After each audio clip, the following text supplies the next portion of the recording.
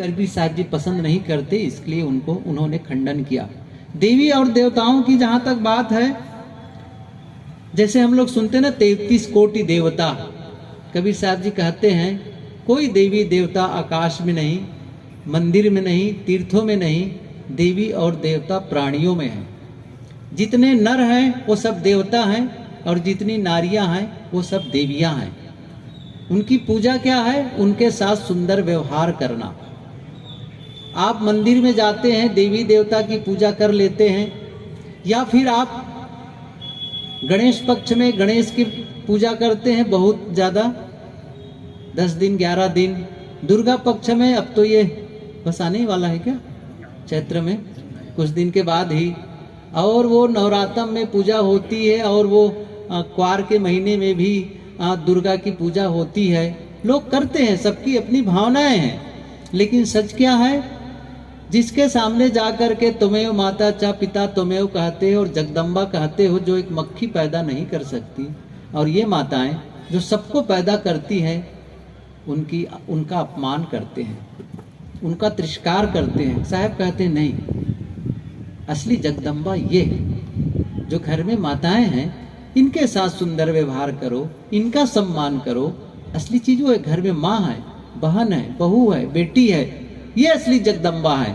तो इनका तो तिरस्कार करते हैं, और बाहर जो मिट्टी से, रंग रोगन से या कपड़ा पहना करके जिसको बना दिया गया है, और कुछ 4-10 दिन के बाद में फिर से उसको मिट्टी में पानी में मिला देते हैं और उसके सामने हाथ जोड़ते हो। और आजकल तो केवल औपचारिकताएं रह गई हैं। इस प्रकार के कार्यक्रम में तो लोग नशा का भी सेवन करते हैं, और एक प्रकार से वो कई जगह हम लोग तो एकदम से नहीं जाते हैं, लेकिन रास्ता चलते भी जब देखते हैं तो लगता है जैसे कोई हुड़दंग बाजी है। अच्छा, वो लोग मिले, वो लोग भी बताते हैं कि साहब बहुत से लोग तो नशा भी करते हैं इसमें, ऐसा करके क्या मतलब है? इसलिए आप ये सब काम छोड़ करके प्राणियों के साथ सुंदर व्यवहार करना शुरू कर दीजिए। साहब यही कहते हैं कि बाहर कोई देवी देवता नहीं है, और इसीलिए कबीर साहब जी ने कहीं किसी मूर्ति और किसी चित्र की पूजा की बात नहीं कहते हैं। वे कहते हैं प्राणियों के साथ सुंदर व्यवहार करो। संत महंतो सुमिरो सोई, जो काल फास से बाचा होई। वे उपास्य किसको, उनके उपास्य कौन है? उपासना किसकी करते हैं? सदगुरु संत को। इसलिए उन्होंने संतों की पूजा, उपासना, सदगुरु की उपासना उन्होंने बताई है।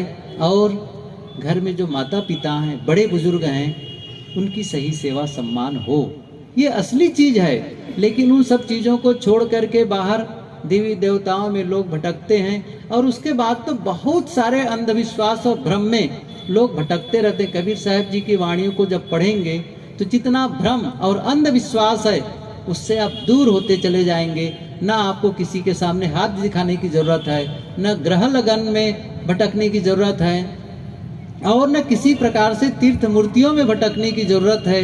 अब आजकल तो जितना ये पहले लोग कहते थे शिक्षा बढ़ेगी, ये अंधविश्वास खत्म होता चला जाएगा, लेकिन सच क्या हुआ? जितनी शिक्षा बढ़ी, जितना विज्ञान का विकास हुआ, अंधविश्वास और घर करता चला गया, भटकाव के साधन और बढ़ते चले गए।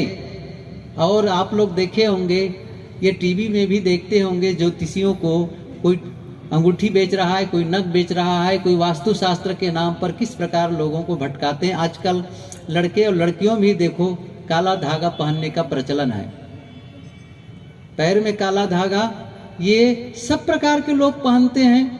मैं अभी कहाँ एक जगह जा रहा था गाड़ी से, तो बाजू में देखा मोटरसाइकिल लोग चला रहे हैं, तो दाहिने तरफ उनके पैर में काला धागा, लड़कों के, जवान जवान बड़े बड़े लड़कों के। मैंने कहा इधर मैंने तो लड़कियों को देखा था कि काला धागा पहनती हैं, लेकिन यहाँ तो लड़के भी देख रहे हैं 2-4, अच्छा काला धागा सब पहने जा रहे हैं। मैंने पूछा काला धागा पहनने से एक्सीडेंट नहीं होता है क्या? अच्छा, काला धागा पहनने से बीमार नहीं पड़ते हैं क्या? काला धागा पहन लेने से घर में लड़ाई झगड़ा नहीं होती है? सब होते हैं। तो फिर किसकी दवाई है वो? घर मकान बना लेते हैं और मकान के सामने एक काली हंडी टांग देते हैं। क्यों काली हंडी टांगते हैं? क्योंकि नया मकान है तो कहीं टोना न लग जाए। अच्छा, हंडी टांग दिए तो टोना अब नहीं लगेगा, हमारे एक संत कहा करते थे, हंडी इतनी सुरक्षा देती है तो जब आप मोटरसाइकिल चलाओ तो हेलमेट की जगह हंडी को लगा लो। कभी एक्सीडेंट होगा ना तो कभी सिर नहीं फूटेगा, क्योंकि ये तो मकान की जो रक्षा कर सकता है, आपके सिर की रक्षा नहीं करेगा। अभी राजस्थान में जयपुर में गए थे एक बार, वहां देखे नया मकान, उसमें स्कूटर का टायर टांग दिए थे। अब पुराने टायर को टांगने से क्या होगा, मकान की सुरक्षा हो जाएगी।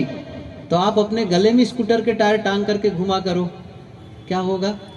ये सब भ्रम है। कबीर साहब जी ने कहा है, मंत्र तंत्र सब झूठ है, मत भरमो सब कोय, सार शब्द जाने बिना हंसा गए भिगोए। सदगुरु कबीर ने जो सतपद बताया है, बिल्कुल सीधा सपाट, अच्छा काम करो, पवित्र कर्म करो, और आपका कोई बाल बांका करने वाला नहीं है। लेकिन आप पाप कर्मों में लिप्त हो, गलत कर रहे हो, चोरी करते, हिंसा करते, व्यभिचार करते हो, छल कपट करते हो, और फिर कहते हो मुझे देवी देवता बचा लेंगे, तीर्थों में जाके स्नान करूंगा मैं बच जाऊंगा। गंगा नहाने से पाप नहीं कटेगा, ये आप ध्यान दो। पाप कटेगा पाप छोड़ने से, तीर्थों में जाने से पाप नहीं कटेगा। किससे कटेगा? जब आप पाप छोड़ेंगे। ये हमेशा ध्यान रखो। आप किसी पूजा पाठ के नाम पर अपने आप को बिगाड़ो मत, गलत कर्म को छोड़ो। साहब इसीलिए कहते हैं, चाहे जितना पूजा पाठ करो, मैंने कहा था भी पंक्ति, आपन कर्म न मेटो जाई, कर्म कलिका मिटाए दऊं कैसे, जो युग कोटि सिराई। और उनकी एक बहुत ही प्रसिद्ध साखी सबको याद होगी, वो तो, कबीर कमाई आपनी निष्फल कभी न जाए, बोया पेड़ बबूल का आम कहां से खाए। बबूल का पौधा लगा करके आप आम का फल नहीं पा सकते। अर्थात कांटा बोकर, पाप कर्म करके, दुष्कर्म करके आप कभी भी अपने जीवन में सुख शांति का अनुभव नहीं कर सकते। कौन है जो आपके पाप को काट देगा? आप गलत करते चले जाएंगे, कोई नहीं काटेगा। शायद मैं पिछली बार भी उदाहरण दिया था, याद दिलाऊं फिर से। एक घर था, आजकल लोग बाहर जाना भी कठिन है और समय नहीं है लोगों को, बाहर मंदिर भी जाएं चल करके, तो घर में ही मंदिर बना लेते हैं। आजकल मिलता भी है मंदिर। अभी कहीं से आ रहा था, उधर से लिखा था मंदिर ही मंदिर, और फर्नीचर ही फर्नीचर, मतलब वहाँ मंदिर बिकते हैं बना करके, उसमें मूर्ति रख दो, घर में रख लो। ऐसे ही वो बना करके छोटा